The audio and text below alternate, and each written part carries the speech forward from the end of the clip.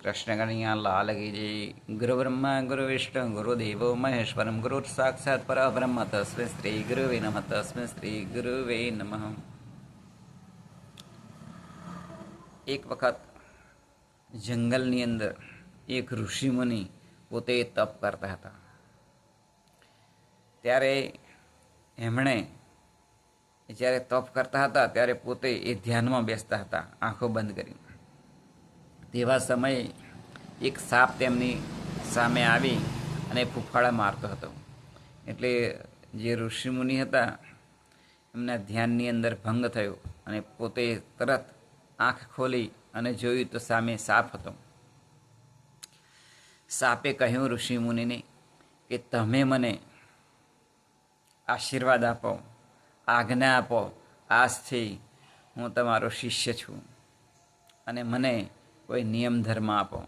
એટલે પેલા જે ઋષિમુનિ હતા એમણે કહ્યું કે જો આજથી તારે કોઈ પણ વ્યક્તિને કરડવું નહીં।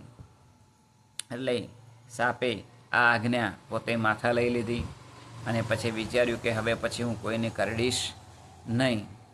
હવે બન્યું એવું કે એક સમયની અંદર આ ઋષિમુનિ જો તપશ્ચર્યા કરતા હતા ત્યાં એમની પાસે બે બાળકો આવ્યા અને એમણે કહ્યું કે અમને મોક્ષ મળે તે માટે તમે અમને આશીર્વાદ આપો। એટલે બાળકોને આશીર્વાદ પેલા ઋષિમુનિએ આપ્યા। હવે આ બાળકો જ્યારે પોતે એ પોતાના ઘરે જતા હતા તો રસ્તાની અંદર પેલો સાપ જોયો।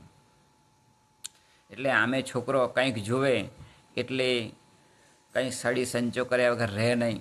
એટલે એક છોકરાએ નાની કાંકરી લીધી અને પેલા સાપ ઉપર મારી। હવે સાપ જે હતો એ ગોળ ગોળ ગૂંચડું વળેલો હતો એટલે પેલો સાપ કંઈ હલ્યો નહીં। પછી ફરીથી કાંકરી મારી છતાં પણ એ સાપ હલ્યો નહીં। પછી બીજા છોકરાએ એક નાનું લાકડું લીધું અને પછી એના વડે પેલા સાપને હલાવી જોયું તો સાપ સહેજ પણ એ હલ્યો નહીં। એટલે આ છોકરાઓને લાગ્યું કે લાવો આપણે આ સાપને રમીએ।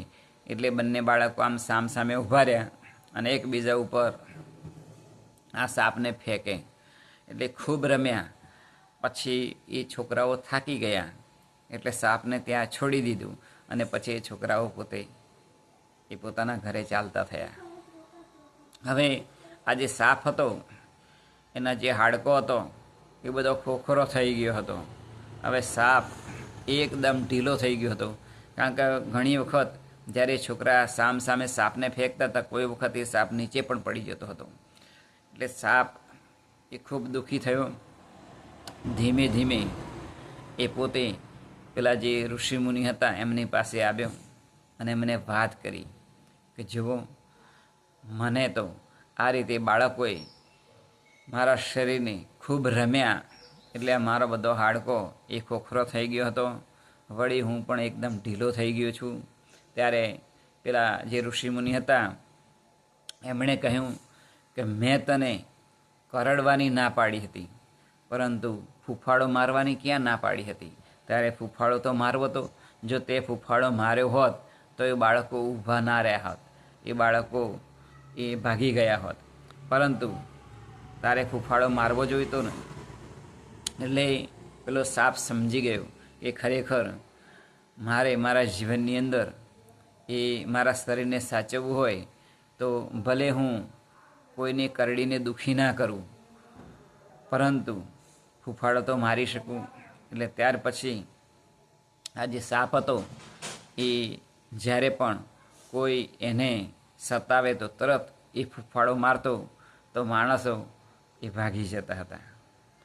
હવે બીજી વખત પણ આ છોકરાઓને વિચાર આવ્યો કે લાવો અભ્યાસની અંદર અમે નબળા છીએ તો લાવો અમે પેલા ઋષિમુનિ પાસે જઈએ અને એમના આશીર્વાદ લઈએ તો આપણો અભ્યાસ સારો ચાલે, સારી રીતે આપણને આવડે। આમ કરી અને પેલા જે બાળકો હતા એ પાછા જે ઋષિમુનિ હતા એમની પાસે આવ્યા। પછી એ વળતી વખતે જતા હતા આશીર્વાદ લઈને તો પેલો સાપ પાછો ફરીથી એ જ જગ્યાએ જોયો। એટલે પેલા છોકરા જે હતા એમણે કાંકરી મારી। પહેલી વખત તો એ હલ્યો નહીં સાપ કારણ કે એને લાગ્યું કે એક વખત આપણે જતું કરીએ। બીજી વખત કાંકરી મારી એટલે પણ એ સાપે વિચાર કર્યો કે હજુ પણ આ બાળકો છે, મારે ફૂફાડો મારવો નથી.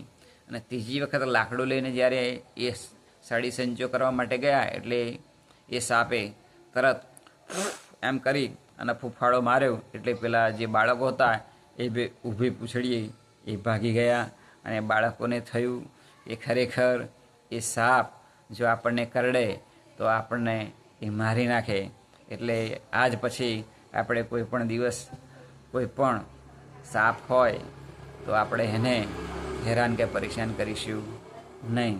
આમ જ્યારે સાપને પણ ખબર પડી કે હવે મારો ફૂફાડો કેટલો તાકાતવાન છે, ત્યારે આમ જ્યારે પણ કોઈ આપણને દુઃખી કરતો હોય તો આપણે આપણા જીવનની અંદર શીખવું જોઈએ કે આપણે કોઈકને દુઃખી તો ન કરી શકીએ, પરંતુ આપણે આપણી જાતને સાચવવા માટે, શરીરને સાચવવા માટે ફૂફાડો તો મારવો જોઈએ જ. એ જ આજના શબ્દને પ્રાર્થના બોલી. કૃષ્ણ કનૈયા લાલ કી જય.